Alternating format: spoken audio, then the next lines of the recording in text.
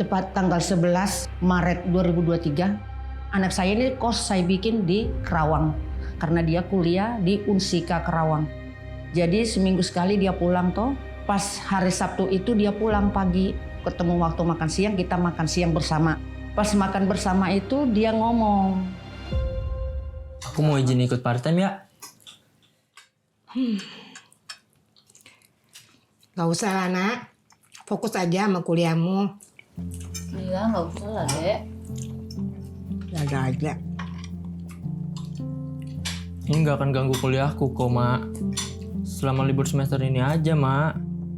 Karena selama ini dia udah minta izin mau bekerja seperti temannya sambil kuliah, kita nggak bolehin. Abang-abangnya sama kakaknya nggak bolehin.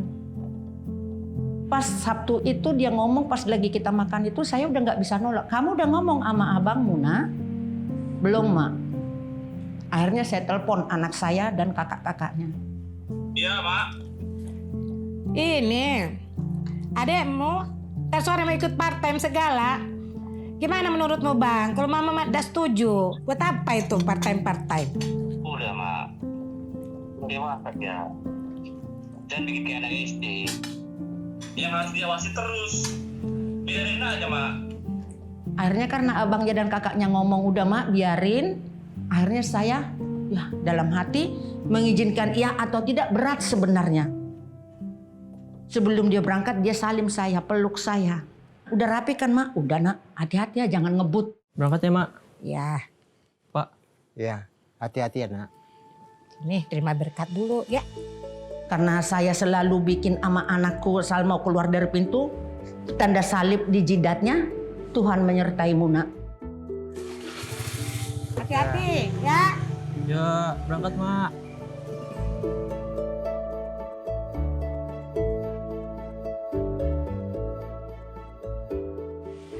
Tuhan Yesus menyertai.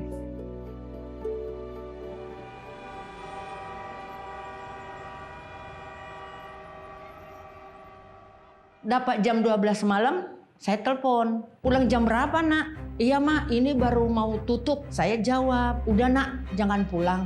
Nginap aja di rumah temanmu. Takut ada begal. Yang saya takutin begal itu saat itu. Takut begal, Nak. Ya udah, Maya, aku nginap ya di rumah temanku si Polan gitu. Disebut nama temannya ini. Ketemu pagi jam 8 saya telepon. Kok nggak ada nelpon ya, saya telepon. Takut dia tiduran. Belum diangkat. Mungkin masih tidur toh. Jam 9 saya telepon lagi, baru nyambung. Mana kamu jam begini belum pulang kok nak? Mama gelisah dari tadi nih. Baru bangun, Mak. Ini masih di rumah teman. Oh baru bangun kau nak. Syukur kau angkat telepon mama. Dari tadi mama gelisah sekali kau nak. Aduh. Ya udah. Ntar kalau pulang hati-hati ya nak. Habis mandi langsung pulang ya, Mak. Selesai dia mandi mungkin langsung jalan. Jam 10 saya telepon lagi udah nggak dijawab. Sampai jam 11 tidak ada jawaban. Udah jam segini belum juga. Jam 11 lewat, satpam perumahan itu datang ke rumah. Bu, maaf Bu, saya mau nanya, Ibu kenal sama orang ini Bu? Yang mana Pak?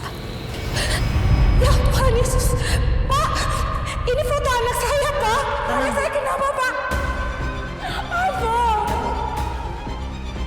Udah, Mak, jangan nangis terus, Mak, kata anak saya perempuan ini. Ayo kita sekarang ke rumah sakit, Mayo. Masih di UGD kok, Adek. Masih sadar kok, Adek, Mak. Tapi feeling saya dalam pikiran saya, ini udah nggak ada ini anakku. Pendek cerita kita jalanlah ini ke lokasi. Di mana anak saya, Pak? Saya bilang gitu sama Pak polisinya. Polisinya di UGD, Bu. Nyampe di ruang UGD saya baca udah UGD. Mana anak saya ini udah UGD. UGD Bu di ujung UGD belakang. Masih ada UGD di belakang.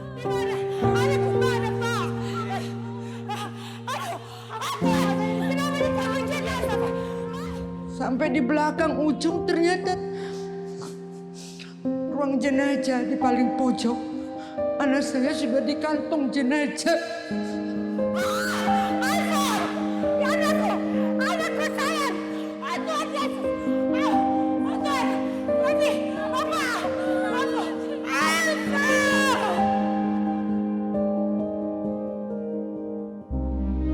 Saya peluk anak saya bersujud. Tuhan, apa rencanamu semua di balik ini, Tuhan? Kau jemput anakku dengan cara begini, Tuhan.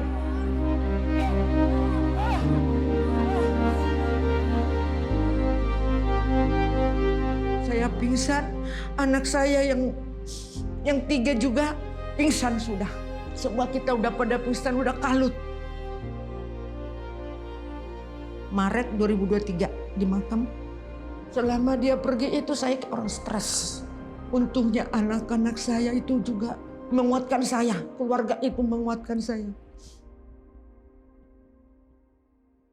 Tanggal 14 Aprilnya saya kepegang ada benjolan.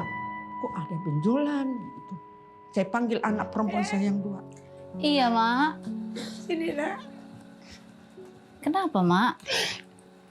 Coba kau tengok. Sepertinya ada benjolan di payudara mama. Sesak sakit lah sayang. Udah, Mak. Tenang dulu ya, Mak. Jangan panik dulu ya, Mak. Rumah sakit kita ya, Mak. Kita cek sama-sama, Mak.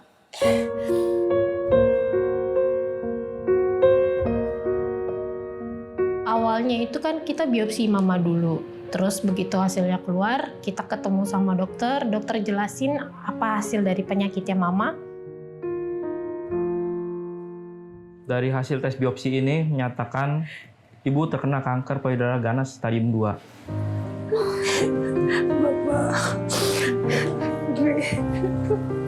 Lalu kami harus bagaimana, Dok?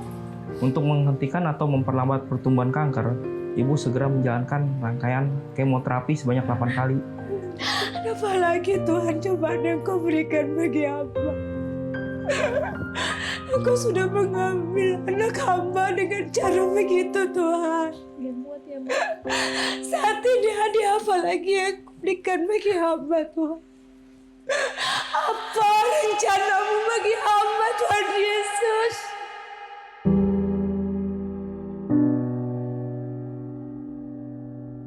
Saya kayak kesambar petir juga saat itu. Dibaca hasil lab saya, dinyatakan kanker ganas stadium 2. Jadi berat.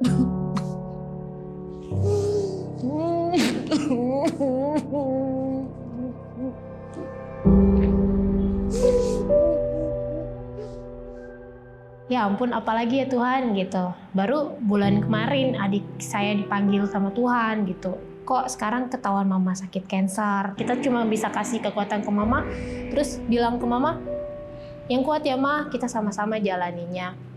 Mungkin ada rencana Tuhan yang lebih indah, yang lebih baik dari yang sekarang ini. Gitu sih. Sebelum kemo, dokter memberi saran kepada saya dan memberi semangat, bilang gini. Fungsi obat kemo 60%. Dan 40%-nya lagi, ibu harus semangat. Itu obat paling utama. Jadi ibu harus semangat ya. Di dalam kemo itu nanti efeknya ibu tidak nafsu makan, tidak nafsu minum, lemes, mual. Kata dokternya. Kemo pertama masih aman. Pikir saya, bisa kok, kuat kok. Masih belum reaksi ya. Kemo kedua, mulai rontok kok ini rambut.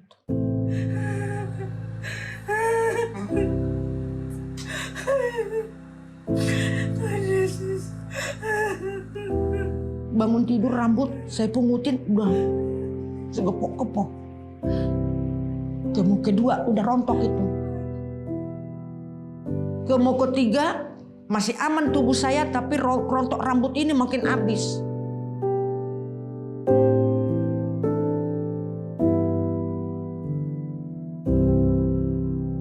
Kemo keempat udah tinggal satu-satu rambut. Karena tinggal satu-satu dia sakit tuh, bangun tidur itu ketarik-tarik, sakit akhirnya. Habis kemo saya dari rumah sakit kemo keempat itu saya langsung ke salon dibersihin. Jadi guru Saulin, guru kungfu mama. Nafsu makan udah mulai ini turun. Udah mulai, ya. Mulut juga udah mulai panas, melepuh.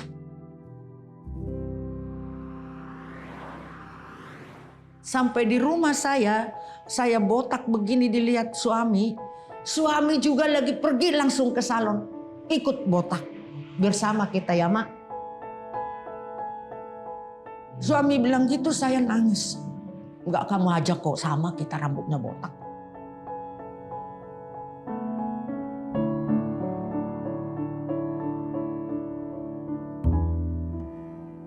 Saya sampai bilang, kok begini amat ya Tuhan? Anakku udah kau ambil dengan cara begitu. Dan kau beri aku begini hadiah dari tangan. Kau izinkan ini semua terjadi pada diriku Tuhan.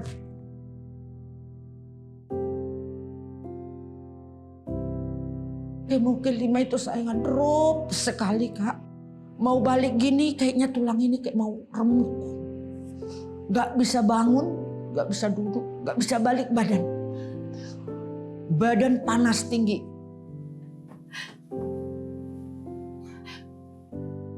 Ya Tuhan, saya pasrah Tuhan. Kalau memang udah sampai di sini aja kemo yang saya jalanin, tidak sampai ke-8. Biarlah kehendak-Mu lah yang jadi Tuhan. Pasrah saya Mbak.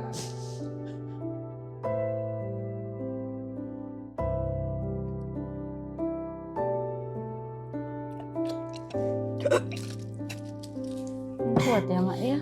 Nelan pun sakit. Sempat saya ngomong sama anak-anak, gak usah kalian bawa lagi Mama ke rumah sakit. Anak saya bilang, jangan gitu Mak. Sisa 3 kali lagi kemonya Mak.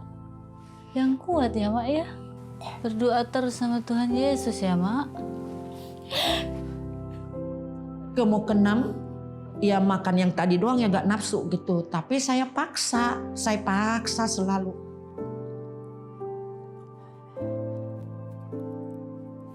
Kemo ke-7, ke-8 itu efeknya itu sama masih. Ya memang harus, itu yang dibilang dokter tadi, harus semangat. Itu paling utama. Selesai kemo ke-8, diperiksa lagi, pemeriksaan lagi toh ya. Ditentukan oleh dokter tanggal sekian, Ibu siap pengangkatannya.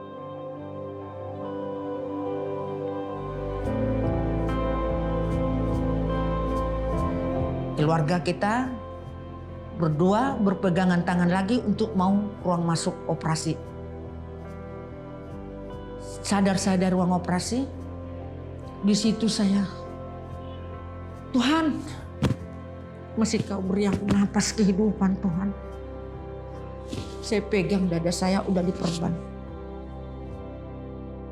Sedih sih gitu lihat Mama harus gak punya payudara lagi gitu.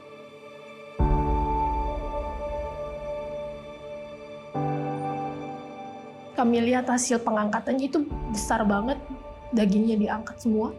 Pas sudah dicopot perbannya gitu, ngeliat payudara Mama udah gak ada, apa ya rasanya gitu. Sesudah habis pengangkatan itu radiasi saya 25 kali. Selesai radiasi 25 kali, 6 bulan sesudah radiasi, saya suruh cek ulang. Dibaca hasil cek ulang itu, dokter sangat bersyukur sekali dan bangga dan senang melihat Ibu bersih. Kalau saya mengaku itu mujizat, iya. Saya terpuruk begitu dengan kepergian anak saya diberi kekuatan. Dan dikasih hadiah ini, itulah rencana Tuhan, mujizat Tuhan untuk kita supaya lebih dekat dengan Dia. Kalau saya imani, ya saya ini yang Mbak ya. Inilah salib kehidupan saya yang saya pikul Mbak. Minggu itu kalau kita di Katolik itu ada perjamuan kudus Ekaristi toh. Karena saya pegang janji Tuhan, inilah tubuhku. Bagi siapa yang makan tubuhku, tidak akan lapar untuk selamanya. Itu saya pegang Mbak. Saya imani. Tuhan, tubuhmu jadi satu dengan tubuhku. Tubuhmu ini jadi kekuatan dalam hidupku. Tubuhmu ini jadi obat di atas segala obat untuk menghancurkan penyakit yang ada dalam tubuhku. Terima kasih Tuhan.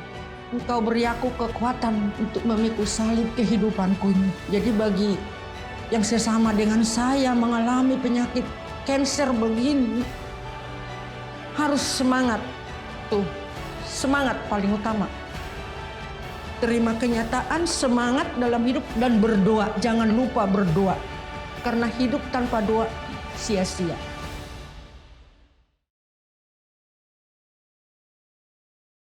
Sahabat, dari kisah ibu ini kita belajar bahwa damai sejahtera bukan hadir ketika tidak ada penderitaan, namun dengan adanya penyertaan Tuhan bahkan di tengah penderitaan. Tuhan memang tidak selalu mengubah keadaan kita, tapi Dia sanggup mengubahkan hati kita untuk kembali kuat dan percaya kepadanya dalam melangkah menjalani hidup ini. Namun jika hari ini kamu sepertinya tidak ada kekuatan untuk melangkah, kamu rindu untuk dikuatkan dan kamu merasa sendirian, kamu bisa menghubungi nomor yang ada di bawah ini. Ini adalah nomor layanan doa Cahaya Bagi Negeri. Kami siap untuk mendengarkan cerita kamu dan mendukung kamu di dalam doa. Ingat, kamu tidak sendirian. Ingat, Tuhan Yesus sangat mengasihimu dan apapun permasalahanmu di dalam Tuhan, pasti ada solusi.